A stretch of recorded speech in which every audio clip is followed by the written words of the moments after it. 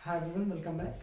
आज की इस क्लास में हम लोग जो लास्ट लेक्चर में हम लोगों ने जो स्टैटिस्टिक्स पढ़ी थी, उनके प्रूफ पढ़े थे, उसमें एक छोटी सी दिक्कत लैग्रांजियन आ रही थी, जिसको समझने में काफ़ी लोगों को दिक्कत आ रही है। इस वजह से मैंने सोचा है कि इस वीडियो में लैग्रांजियन फर्स्ट ऑफ ऑल समझाऊंगा, उसके बाद में जो हम लोग आगे की चीज़ें पढ़ रहे थे उस पर कंटिन्यू करेंगे। ठीक है, तो चलिए शुरू करते हैं। Lagrangian function, Lagrangian function basically क्या होता है इस मेथड में? लैग्रांजियन मेथड बेसिकली बोलते हैं, लैग्रांजियन मेथड। इस मेथड में क्या होता है कि हम लोग किसी एक फंक्शन को, मान लिया एक फंक्शन हमारा एफ एक्स वाई, इस फंक्शन को हमें मैक्सिमाइज या मिनिमाइज करना होता है। इस फंक्शन को हमें मैक्सिमाइज और मिनिमाइज करना होता है। ठीक है, मैक्सिमाइज और मिनिमाइज करना होता है। तो इस फंक्शन को मैक्सिमाइज या मिनिमाइज करने के लिए हमें इसमें कंस्ट्रेंट गिवन होता है। वो कंस्ट्रेंट किस तरह से गिवन होगा वो आपको मैं सवालों के थ्रू समझा दूंगा। तो कंस्ट्रेंट गिवन होता है, मान लो कंस्ट्रेंट दिया गया g x y. G x y is a constraint, ठीक है ना। तो अपन करते क्या है इसमें, फर्स्ट ऑफ ऑल एक लैग्रांजियन फंक्शन क्रिएट करते हैं। लैग्रांजियन फंक्शन कैसे क्रिएट करते हैं? F x y plus some constant, suppose that constant is lambda into the constraint, or that means gxy. all clear? ठीक, इसके बाद क्या करते हैं, इस फंक्शन को हमें मैक्सिमाइज करना था या मिनिमाइज करना था, तो del L by del X करते हैं, उसको जीरो के इक्वल करते हैं। एक इक्वेशन इससे बनती है। दूसरी equation del L by del Y से करते हैं, इसको जीरो के इक्वल करके दूसरी इक्वेशन बनती है। बेसिकली थर्ड की हमें ज्यादा जरूरत नहीं पड़ती, फिर भी अपन कर सकते हैं। Del L by del lambda is equal to zero.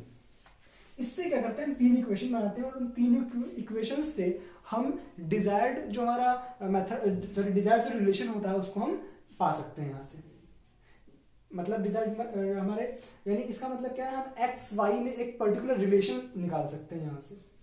For example मान लो यहाँ पे एक सिलेंडर दिया हुआ है, इस सिलेंडर की हाइट h है और रेडियस r है। आपसे क्वेश्चन इस तरह से हो सकता है कि मैक्सिमाइज द सरफेस एरिया, को हमें मैक्सिमाइज करना है keeping the volume constant.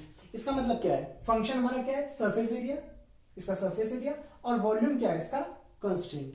Volume is equal to constant. That means हम क्या करेंगे, एक लैग्रांजियन क्रिएट करेंगे जिसमें क्या, यहां पर क्या होगा, volume plus lambda into surface area plus lambda into volume.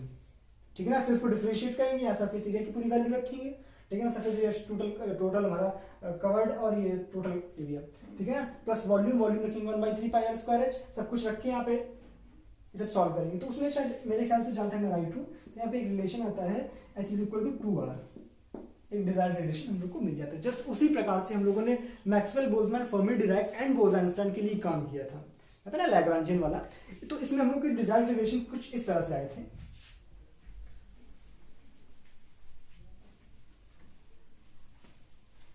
याद है, सबसे पहले मैक्सवेल, बोल्ट्जमैन की जब हम लोग बात करते हैं तो उसमें जो हम लोगों ने किया क्या था, याद करो। क्या हम लोगों ने ओमेगा लिखा था, सबसे पहले ओमेगा लिखा था factorial n upon factorial n1 factorial n2 so on. ठीक है ना। फिर उसको इसमें हम लोगों ने इसका लॉग लिया था, ठीक है ना। फिर सॉल्व और कुछ किया तो शायद ऐसा कुछ आया था, n log n minus summation of ni ln ni, शायद इस तरह का कुछ आया था, याद है ना। इसको हम लोग यहाँ पे फंक्शन मान रहे थे, इस पूरे को हम लोग fxy मान रहे थे, इस पूरे को fxy मानेंगे। कंस्ट्रेंट इसमें शायद कुछ इस तरह से गिवन थी कि summation of ni is equal to constant. इसका मतलब क्या था, जो टोटल नंबर ऑफ पार्टिकल होंगे वो कांस्टेंट होंगे, total number of particle constant होंगे। दूसरी चीज, इसको हम इस तरह से लिख सकते हैं, summation of delta ni is equal to 0। ठीक है ना, डेल्टा अगर कांस्टेंट है इसका डिफरेंशिएशन क्या होगा, 0।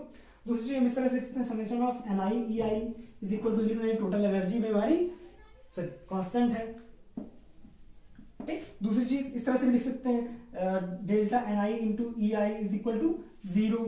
ठीक है ना, बेसिकली इनको हम कंस्ट्रेंट मानते हैं, ये हमारे होते हैं कंस्ट्रेंट। ठीक है ना। तो इसके थ्रू हमने कंस्ट्रेंट किया, तो एक कंस्ट्रेंट लगा के लैग्रांजियन क्रिएट किया था, इसमें लैग्रांजियन क्रिएट कर इसको याद है ना, डिफरेंशिएट किया था, फिर इसमें लैग्रांजियन क्रिएट करके हमने एक रिलेशन बनाया था, रिलेशन कुछ इस तरह से था, N I is equal to e raise to power alpha sorry minus alpha minus beta E i, याद है ना, इस तरह का रिलेशन आया था, ठीक है ना। तो इसको हम साफ कर रहे हैं, तो रिलेशन हमारे पास जो मैक्सवेल बोल्ट्जमैन था उसके लिए कुछ इस तरह से आया था, n is equal to 1 by e raise to power alpha plus beta E i, ठीक है ना। जो फर्मी डिराक था, फर्मी डिराक के लिए जो रिलेशन आता था, sorry n I is equal to 1 by e raise to power alpha plus beta E i plus 1, ये आ रहा था फर्मी डिराक के लिए, सेम प्रोसेस करना था, ठीक है ना भाई। ओमेगा लिख के यानी नंबर ऑफ वेज लिख के फिर उसमें लॉग लेंगे, लॉग लेने के बाद डिफरेंशिएट करेंगे, फिर लैग्रांजियन बनाएंगे और ये रिलेशन फाइंड आउट कर लेंगे। और लास्ट में हमारा बोस-आइंस्टाइन के लिए हमने निकाला था, वो था N I is equal to 1 by E raise to power alpha plus beta E I minus 1, ठीक। ये चीज आपको पता थी, लास्ट टाइम अपन बात कर रहे थे। अब बेसिकली ये तो आपको याद रखने हैं। इसके बाद अब अपन जो बात करेंगे वो बेसिकली बात करेंगे मैक्सवेल बोल्ट्जमैन के बारे में। काफी हद तक हम लोग अब ज्यादा चर्चा करेंगे मैक्सवेल बोल्ट्जमैन वाले पार्टिकल्स यानी क्लासिकल पार्टिकल्स की। अब आते हैं थोड़ा सा इस पे, देखो किस तरह से बातें चलती है। मैक्सवेल बोल्ट्जमैन के लिए हम लोगों ने एन क्या लिखा, e raise to power minus alpha minus beta E i, या 1/e लिख सकते हैं इसको। इसमें अपन एक टर्म का मल्टीप्लाई कराते हैं, that term is the number of states. Number of states कहां से आता है, सब में करा सकते हैं जीआई का मल्टीप्लाई। क्यों ऐसा करा रहे हैं, जनरली हम लोग क्या करते हैं कि आयत स्टेट यानी आई जो हमारी स्टेट है, यानी मान लो फर्स्ट स्टेट है, फर्स्ट स्टेट में नंबर ऑफ पार्टिकल्स, ठीक है ना। तो अब अगर आई की वैल्यू 2 लेंगे तो सेकंड स्टेट में नंबर ऑफ पार्टिकल्स है। जीआई का लेने हमारा क्या तात्पर्य है, अगर हम बात करें कि फर्स्ट एनर्जी लेवल है तो फर्स्ट एनर्जी जीआई तो 1 होगा, लेकिन सोचो हो सकता है कि अगर उसमें डिजेनरेसी गिवन होगी तो वहां पर जो हमारा जीआई है that is will be equal to degeneracy. यहाँ पे जीआई क्या हो जाएगा, डिजेनरेसी। डिजेनरेसी का मतलब the energy levels having the same energy. मान लो 2 एनर्जी लेवल थे, दोनों के पास ई एनर्जी थी, तो इसकी डिजेनरेसी कितनी हो जाएगी, 2। सिंपली 2 रखते हैं। अगर डिजेनरेसी गिवन नहीं है तो जीआई की वैल्यू कितनी हो जाएगी, 1 सिंपली, ठीक है ना। अब देखो क्या करते हैं इसमें, ध्यान देखना। इसको हम कुछ इस तरह से लिखते हैं, n I is equal to g i e raise to power minus alpha e raise to power minus beta E i. इसको हम कांस्टेंट लिख दे रहे हैं ए, तो ये हो जाएगा n I is equal to g i. एक चीज ध्यान रखना, यहाँ पे एक टर्म भी अगर कुछ दिक्कत दे रहा हो ना तुरंत नीचे कमेंट में पूछ लेना, ऐसे क्या होगा आपको पूरा कॉन्सेप्ट नहीं समझ आएगा, ठीक। A e raise to power minus beta E i, ठीक। एक काम करो, यहां से एन आई बाई जी आई की वैल्यू निकालो, that will be equal to a into E raise to power minus beta E i. ज्यादा कोई दिक्कत, ये जो एन आई बाई जी आई है ये क्या है, ध्यान से देखो। किसी जो नंबर ऑफ स्टेट्स हैं उसमें टोटल कितने पार्टिकल हैं, नंबर ऑफ स्टेट्स में कितने पार्टिकल, या बेसिकली बोल सकते हैं the probability of finding the particle in that particular energy state. The probability of finding the particle in that particular energy state. कोई दिक्कत यहाँ तक, तो इसको क्या लिख सकते हैं, बेसिकली इसको हम एफ ई से भी दिखाते हैं, आई आयत के लिए लिखा है, आयत एनर्जी लेवल, इसी को बोलते हैं प्रोबेबिलिटी।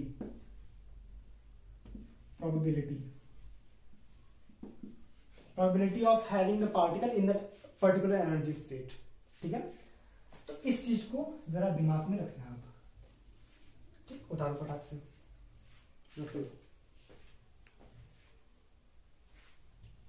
ठीक है। चले देखो,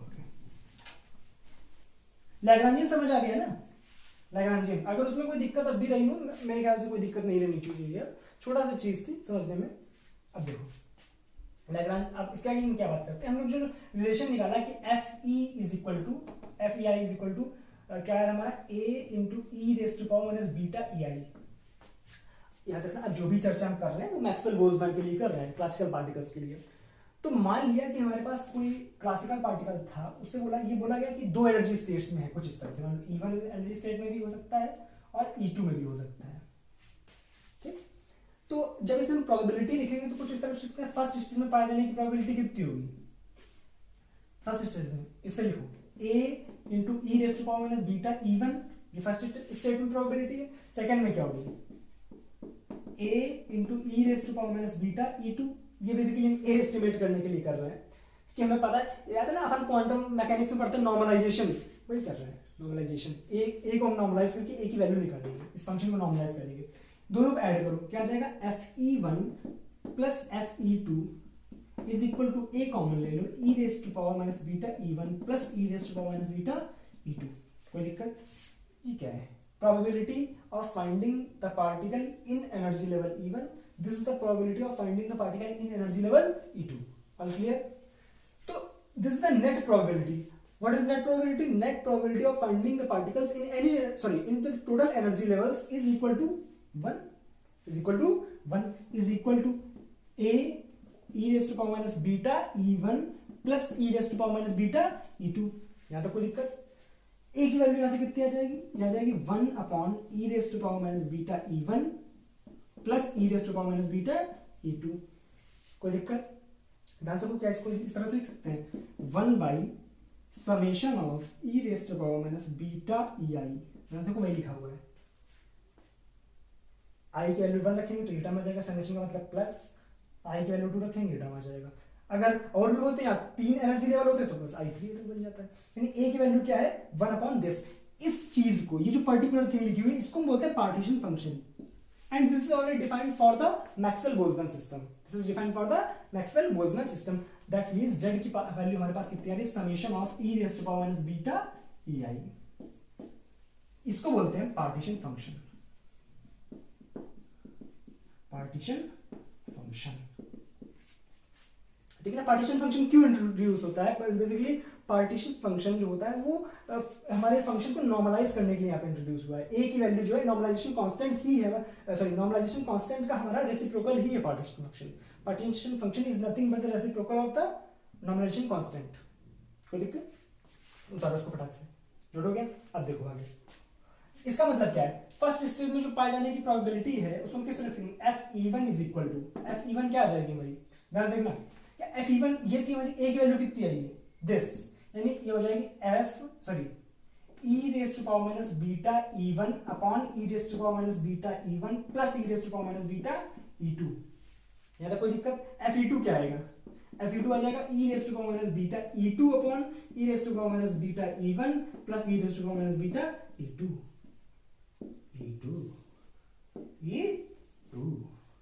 कोई दिक्कत? उतारो फटाक से पूरा, देखो एक बार, अगर कोई दिक्कत हो फील करके चलोगे तो समझ बहुत कायदे में आएगा, बर्डन समझ के चलोगे कुछ नहीं आएगा, बिलीव में कुछ नहीं समझ आएगा। ठीक है ना? तो आप फील करो कि किस तरह से हम एनर्जी लेवल्स को फील कराते हैं, कि एक एनर्जी लेवल दूसरा एनर्जी लेवल, और किस तरह से उसमें पार्टिकल्स भरे हुए हैं, इसमें पाए जाने की प्रोबेबिलिटी, इसमें पाए जाने की प्रोबेबिलिटी। समझ आ रहा ना? इस तरह से चीजों को समझो, देख लो एक बार। ठीक, चलते आगे। क्या समझ आया? ठीक, तो इतना हम समझ गए कि अगर हमें कुछ एनर्जी लेवल्स दिए हुए हैं तो उसमें हमें प्रोबेबिलिटी पूछ जाए तो हम आसानी से बता सकते हैं कि इस पर्टिकुलर लेवल में पाए जाने की प्रोबेबिलिटी क्या होगी। ठीक भाई, ये बात अपने को समझ आती है। ठीक, इसके बाद अगर अपन एवरेज एनर्जी की बात करें, यहाँ पे किसका बात करेंगे, average energy. What is average energy? Average energy देखो ध्यान से,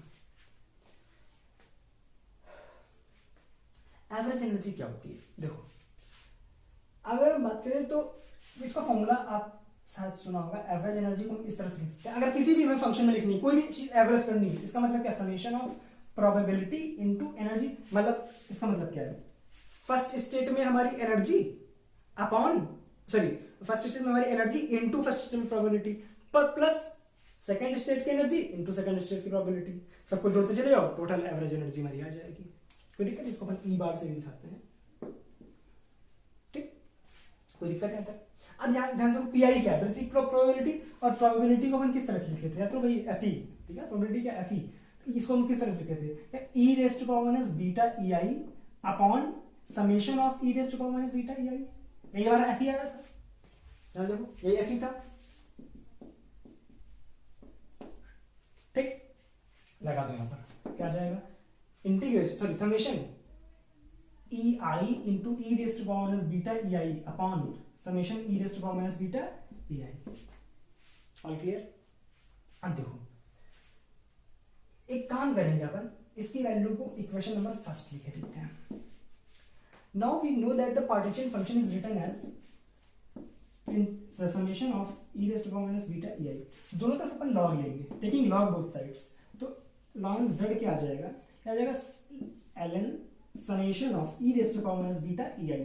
दोनों तरफ डिफरेंशिएट करो तो with respect to beta, with respect to beta, तो del by del beta into ln z, ये क्या आ जाएगा, 1 बाई दिस क्वांटिटी यानी sorry summation E raise to power minus beta E i into इसका इंटीग्रेशन करेंगे, इसका इंटीग्रेशन यानी integration sorry summation minus beta E i into beta E i का माइनस ई आई, माइनस लगा ना, minus ई आई, कोई दिक्कत, ध्यान से देखो तो summation e i into E raise to power minus beta E i upon summation E raise to power minus beta E i, ये लिखा हुआ है एवरेज एनर्जी, बस एक माइनस साइन एक्स्ट्रा है। यानी हमारे पास फॉर्मूला क्या बना, del by del beta, minus sign को इधर भेज दो, माइनस इधर आ गया, उधर क्या है ln z, ये किसके बराबर है, ये टोटल टर्म क्या बन रहा है, एवरेज एनर्जी, यानी यही क्या होती है हमारी एवरेज एनर्जी। कोई दिक्कत, देखो उतारो उसको फटाक से,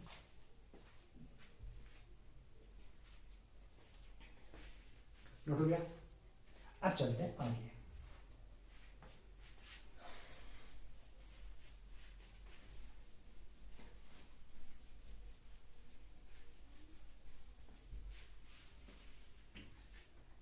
यहां तक कहानी क्लियर है।